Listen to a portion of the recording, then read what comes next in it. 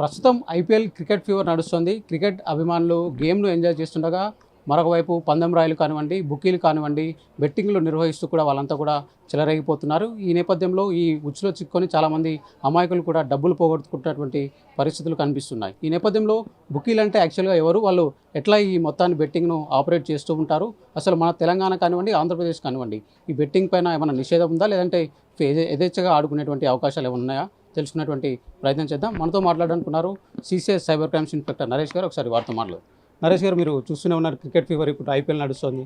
So చాలామంది బుకీలు దొరికిపోతున్నారని కూడా మనం చూస్తున్నాం. యాక్చువల్గా ఈ బుకీలు అంటే ఎవరు? ఎట్లా వీళ్ళు ఈ క్రికెట్ బెట్టింగ్ని ఆఫ్లైన్లో కానివ్వండి, ఆన్లైన్లో కానీ ఎట్లా ఆపరేట్ చేస్తారు? బుకీలు అంటే దాంట్లో ఆన్లైన్ ఆఫ్లైన్ బుకీస్ ఉంటాయండి. కొన్ని యాప్స్ కూడా ఉంటాయి, గేమింగ్ యాప్స్. లేబులింగ్ తీసుకొని వాళ్ళు రన్ చేస్తుంటారు. అంటే ఇప్పుడు బెట్టింగ్ ఆడేటోడు ఎవరైనా సరే ఇండియాలో మొత్తం లీగలే, బట్ కొన్ని స్టేట్లలో మాత్రం ఇల్లీగల్. అందులో మన స్టేట్ కూడా ఏపీ, తెలంగాణ కూడా ఇల్లీగలే. ఇప్పుడు గేమ్స్ ఆన్లైన్లో బెట్టింగ్ ఆడేటోళ్ళు ఎవరైనా సరే మన స్టేట్ ఆప్షన్ అనేది చూపించదు, వేరే స్టేట్ ఆప్షన్ పెట్టుకొని ఆడతారు మన స్టేట్లో ఆడేవాళ్ళు కూడా. సో ఇప్పుడు డ్రీమ్11 అనేది లీగలే, బట్ వాళ్ళు ట్యాక్స్ పే చేస్తారు కాబట్టి లీగలే. బట్ మన స్టేట్లో మాత్రం అది ఇల్లీగల్. అంటే గేమింగ్ మన స్టేట్లో ఇల్లీగల్ కాబట్టి మన స్టేట్లో ఆడడానికి లేదు. సో ఆన్లైన్లో బెట్టింగ్ యాప్స్ ఎట్లుంటాయంటే, ఇప్పుడు మ్యాక్సిమం ఇండియా వైడ్గా ఒక అంటే ఈ ట్యాక్స్ ఎగ్జిక్యూటీ కొన్ని ఆడే యాప్స్ ఎట్లుంటాయంటే ఒక 3-4 యాప్స్ ఉంటాయి. వాళ్ళంటే లేబులింగ్ ఇస్తారు, కొంత పర్సన్స్కి లేబులింగ్ ఇస్తారు. వాళ్ళు బుకీస్ అంటారు వాళ్ళని. వాళ్ళు లేబులింగ్ తీసుకొని వాళ్ళకి 10% 5% ఛార్జెస్ ఈ గేమింగ్ వాళ్ళకి కంపెనీస్కి పే చేస్తారు. వాళ్ళు లేబులింగ్ తీసుకొని వాళ్ళు యాక్సెప్ట్ చేస్తారనమాట. బుకీస్ని పర్సన్స్ని యాక్సెప్ట్ చేసి వాళ్ళు గేమింగ్ అనేది రన్ చేస్తారు. రన్ చేసి ఎవరైతే బెట్టింగ్ పెడతారో, ఇప్పుడు ఒక టీం మీద బెట్టింగ్ పెట్టినారనుకోండి, ఒక 10 మెంబర్స్ ఒక టీం మీద, ఇంకో 5 మెంబర్స్ ఇంకో టీం మీద బెట్టింగ్ పెట్టినారనుకోండి, ఓడిపోయిన వాళ్ళకి ఈ బుకీ వాళ్ళు అమౌంట్ పే చేస్తారనమాట.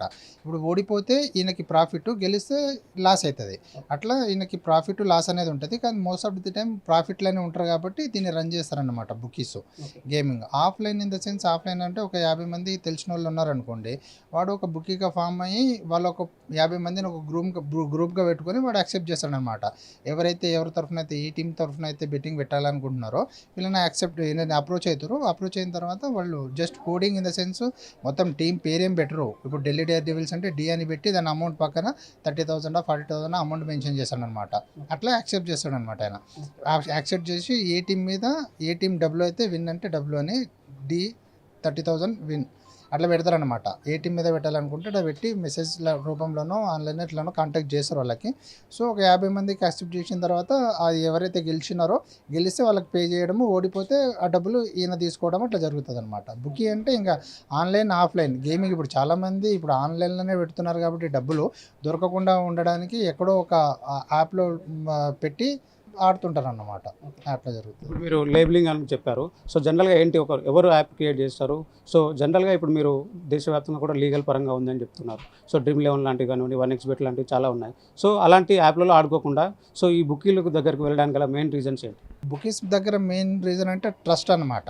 అంటే ఇప్పుడు దాంట్లో డబ్బులు పెడితే వస్తాయా రావా అనేది ఒకటి, వాళ్ళు ఇస్తారా లేకుంటే మధ్యలోనే తీసుకొని ఇచ్చేస్తారా అనే దాని మీద కొంతమంది ఆఫ్లైన్లో తెలిసిన వాళ్ళకి ఒక 50 మందిని పెట్టుకొని చేస్తారనమాట.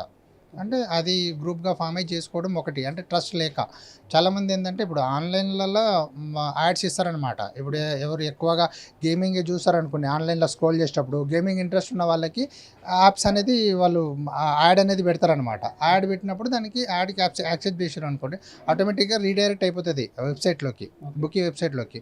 ఈ రీడైరెక్ట్ అయిపోయి ఇంకా క్రెడెన్షియల్స్ ఇవ్వడము, ఆ స్టేట్ది ఐడి ప్రూఫ్స్ పెట్టి దాంట్లో లాగిన్ అయ్యి ఇంకా దాంతో బుకీస్ యాక్సెప్ట్ చేసి ఇంకా అక్కడే అమౌంట్ కూడా పంపించడము, గెలిస్తే వీళ్ళకి ట్రాన్స్ఫర్ చేయడం, ఓడిపోతే వాళ్ళు పెట్టుకోవడం అట్లా జరుగుతుంది అనమాట. అంటే ఇదంతా ఆన్లైన్లోనే ఉంటుంది. సో అంటే ఇప్పుడు బుకీలనే ఇప్పుడు దేశవ్యాప్తంగా లీగల్ అన్నారు. సో జనరల్గా కేసెస్ వేరే రాష్ట్రాల్లో కూడా నమోదు అవుతుంటాయా ఇట్లా ఇల్లీగల్ బెట్టింగ్ లాంటివి? అయితే అండి, అంటే ఇప్పుడు నేను చెప్పినా కదా, ఇప్పుడు లీగల్ అంటే ఇంకా ట్యాక్స్ పే చేయలేదనుకోండి ఇల్లీగలే కదా. గవర్నమెంట్కి చేస్తున్నాడు కాబట్టి అంటే అది ఇల్లీగలే. సో వాళ్ళు కూడా వేయచ్చు. అంటే వేరే స్టేట్లో లీగల్, ఇప్పుడు డ్రీమ్11 లాంటివి ఉన్నాయనుకోండి, వాళ్ళు ట్యాక్స్ పే చేస్తారు కాబట్టి లీగల్ అది. దాంట్లో ఆడిన వేరే స్టేట్లలో లీగల్ కాబట్టి దాని మీద యాక్షన్ తీసుకోవడానికి ఏం లేదు. మన స్టేట్లో ఇల్లీగల్ కాబట్టి డ్రీమ్11 అయినా ఏదైనా గేమింగే కాబట్టి మన దగ్గర ఇల్లీగలే. సో మనం కేసెస్ వేస్తాము. సో గతంలో మనం చూసేవాళ్ళం బుకీలు డైరెక్ట్ స్టేడియం నుంచి పోయి అక్కడ గేమ్ చూస్తూ వాళ్ళు ఆపరేట్ చేస్తూ ఉంటారంటారు. అది ఇప్పుడు సాధ్యమేనా? అలా ఇప్పుడు ఏమైనా జరుగుతుంది? ఇప్పుడు ఇప్పుడు 5G నడుస్తుంది కదండి. 5G ఇంకా 6G కూడా రాబోతుంది కాబట్టి స్ట్రీమింగ్ అనేది స్లోగా అవ్వడం ఇప్పుడు లేదు. అంటే ఒక బాల్ లేట్‌గా 2 బాల్లు లేట్‌గా రావడము, అంటే ముందుగానే దాన్ని యాంటిసిపేట్ చేసి చెప్పడం అనేది ఇప్పుడు అది జరగదు. సో, అది ఇప్పుడు సాధ్యం కాదు. అది స్టేడియంకెళ్ళి బుక్ చేయడం అనేది కాదు. ఇప్పుడంతా ఆన్‌లైన్ నడుస్తుంది కాబట్టి ఆన్‌లైన్‌లో ఈజీ అయిపోయింది కండి. యాక్సెప్ట్ అంటే సోషల్ మీడియాస్ ఇవన్నీ ప్లాట్‌ఫామ్స్ ఉన్నాయి కాబట్టి ఆన్‌లైన్‌లోనే ఈజీగా అయితున్నప్పుడు వాళ్ళు ఎందుకు స్టేడియంలో పెట్టి పోతారో చేయడం అనేది పాసిబుల్ లేదు ఇప్పుడు జనరేషన్. సో ఇప్పుడు మీరు మన తెలుగు రాష్ట్రాల్లో ఇది బ్యాన్ అని చెప్తున్నారు ఆడడము. సో జనరల్‌గా ఇక్కడ ఉన్న వాళ్ళు ఎట్లా ఆడుతూ ఉంటారు? సో ఒకవేళ ఆడుతూ దొరికినా కానీ బుక్కీలకు గానీ ఎలాంటి శిక్షలు కానీ, ఎలాంటి సెక్షన్స్ గానీ ఉన్నాయి? మన స్టేట్‌లల్ల ఏ స్టేట్‌కి ఆ స్టేట్‌కి స్పెషల్ లాస్ ఉంటాయండి. మన దగ్గర ఇప్పుడు AP gaming act, Telangana gaming act separate acts ఉన్నాయన్నమాట. దాని ప్రకారంగా సెక్షన్స్ తోటి మనం వేస్తాము గేమింగ్ ఆడేటోడు ఎవరైనా సరే. ఇప్పుడు ఆన్‌లైన్‌లో గేమింగ్ ఆడాలంటే మన స్టేట్స్‌ది ఆప్షన్ చూపించదు దాంట్ల. వేరే స్టేట్ గోవానో, మహారాష్ట్రనో ఇంకెక్కడ వేరే స్టేట్స్ ఆప్షన్ పెట్టి ఆడుకోవాలా ఇంకంతే. మన స్టేట్ ఆప్షన్ రాదు దాంట్ల. సో, ఏ స్టేట్‌కి ఆ స్టేట్ స్పెషల్ యాక్ట్స్ ఉంటాయి కాబట్టి దాని ప్రకారం కేసెస్ కడతారు. సో ఎట్లా ఉంది సార్? అంటే ఇప్పుడు ఈ మధ్య కాలంలో ఇట్లా దొరికే వాళ్ళు ఎక్కువ అవుతూ ఉన్నారా? తక్కువ అవుతున్నారా? ఎట్లా ఉంటున్నాయి కేసులు నమోదు కానివ్వండి, డబ్బులు పే అని వచ్చేవాళ్ళు కానివ్వండి, ఎట్లా ఉంది? ఇప్పుడు గేమింగ్ అంటే విక్టిమ్స్ అయితే లేరు. ఎందుకంటే వాళ్ళు విల్లింగ్ తోటే ఆడుతున్నారు కాబట్టి అమౌంట్ పోయినా వాళ్ళు యాక్సెప్ట్ చేస్తారు. సో, గేమింగ్ విక్టిమ్స్ అయితే చాలా తక్కువనే ఇప్పుడు జరిగేది. ఆఫ్‌లైన్ గేమింగ్స్ మన దగ్గర జరుగుతాయండి. అంటే థర్డ్ పర్సన్‌కి తెలవకుండా ఆన్‌లైన్‌లో గేమింగ్స్ అంటే ఆఫ్‌లైన్‌లో గేమింగ్స్ అంటే కాంటాక్ట్ అయ్యి పర్సన్ టు పర్సన్ కాంటాక్ట్ అయ్యి ఎక్కడో ఒక దగ్గర కూర్చొని ఒక పర్సన్ బుక్కి ఒక దగ్గర కూర్చొని హోటల్‌లోనో ఇంకెక్కడో కూర్చొని వాళ్ళ దగ్గర నుంచి అమౌంట్ యాక్సెప్ట్ చేస్తూ గేమింగ్ నడిపిస్తారనమాట. అది మన దగ్గర జరుగుతది. సో అంటే మనం ఒక్కొక్కసారి చూస్తుంటాం ఆన్‌లైన్‌లో డైరెక్ట్ కొన్ని లింక్స్ వస్తూ ఉంటాయి. సో లింక్స్ ఓపెన్ చేసిన తర్వాత దీంట్లో ఆడొచ్చు మీరు అనే దాంట్లోకి వస్తూ ఉంటాయి. సో నిజంగా యాప్స్ అవేనా? లేదంటే లింకులు సెపరేటా? యాప్స్ వేరా? లింకులు పంపించినా అది యాప్స్‌కి రీడైరెక్ట్ అయితది. ఓకే. లింక్‌లనే కొంతమంది లింక్ పంపించి చేస్తారు. కొంతమంది డైరెక్ట్ యాప్‌లో లాగిన్ కావచ్చు. ఆ లింక్ క్లిక్ చేసినా రీడైరెక్టెడ్ యాప్‌కే అయితది. దాంట్లో మళ్ళీ క్రెడెన్షియల్ ఇచ్చి మళ్ళీ లాగిన్ అవ్వాల్సిందే. ఓకే. హ్మ్. సో ఓవరాల్‌గా మాత్రం ఈ మధ్య కాలంలో తక్కువ ఉందంటారు. గేమింగ్ అని ఇప్పుడు ఆఫ్‌లైన్‌లో ఉండొచ్చు. ఆన్‌లైన్‌లో మాత్రం చాలా తక్కువ అనమాట. గేము అంటే ఇప్పుడు సీజనల్ అనే కాదు. జనరల్‌గా వేరే గేమింగ్స్ కూడా ఉన్నాయి కదా! ఇప్పుడు వేరే ఆన్‌లైన్‌లో రమ్మీ ఇవన్నీ ఉంటాయి కదా! కలర్ ప్రిడిక్ట్స్ అని ఇంకా రమ్మీ ఇవి కూడా గేమింగ్ కిందకే వస్తాయి కాబట్టి ఇప్పుడు క్రికెట్ ఉన్నప్పుడు ఐపీఎల్ ఫీవర్ నడుస్తది. లేనప్పుడు అవి నడుస్తది.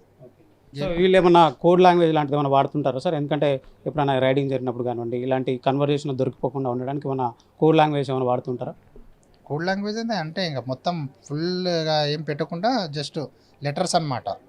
జస్ట్ అంటే ఏ ఏ ఏ టీమ్ ఒక లెటర్ గానీ సంథింగ్ 30,000 అంటే 30 అని పెట్టడం. అట్లా మొత్తం అమౌంట్ మెన్షన్ చేయకుండా అనమాట. సో ఇది ఓవరాల్‌గా చూసుకున్నట్లయితే బుకీలు కానివ్వండి, ఆఫ్‌లైన్‌లో అయినా సరే, ఆన్‌లైన్‌లో అయినా సరే, సో వాళ్ళ ఇష్టంతోనే చాలామంది ఈ మధ్య కాలంలో ఈ గేమింగ్‌లో ఎక్కువగా పార్టిసిపేట్ చేస్తున్నారని చెప్తున్నారు. అయితే ఓవరాల్‌గా కూడా కొన్ని యాప్స్‌కి సంబంధించి ఏవైతే జీఎస్టీ లాంటి ట్యాక్సులు కట్టి ఆడించేటువంటి గేమ్ యాప్స్ ఉన్నాయో, సో అవి వాటిలో ఆడితే మాత్రం లీగలే అని. సో అవి కాకుండా ఎవరైతే ఈ ట్యాక్సులు ఎగ్గొడుతూ ప్రైవేట్‌గా యాప్‌లు క్రియేట్ చేసుకొని వాటి ద్వారా ఇలా గేమర్స్‌ని దాంట్లో యాడ్ చేసుకొని వాళ్ళ ద్వారా ఆడిపిస్తున్నారు. అవన్నీ కూడా ఇల్లీగల్ అని ఈ నరేష్ గారు అయితే చెప్తూ ఉన్నారు. ఇక మన తెలుగు రాష్ట్రాలకు సంబంధించి ఇక్కడ గేమింగ్ యాక్ట్ అమల్లో ఉన్నటువంటి నేపథ్యంలో ఇక్కడ నుంచి ఇలాంటి గేమ్స్ ఆడినా కూడా లేదంటే ఆడినా లేదంటే ఆడిపించినా అంటే బుక్కీలాగా మారి వేరే ఇతర వాళ్ళతో కలిపి ఆడించినా కూడా నేరం అనేటువంటి విషయాన్ని నరేష్ గారు అయితే చాలా స్పష్టంగా చెప్తున్నారు. Video journalist దేవదాస్‌తో Shravan, ABN Andhra Jyothi, Hyderabad.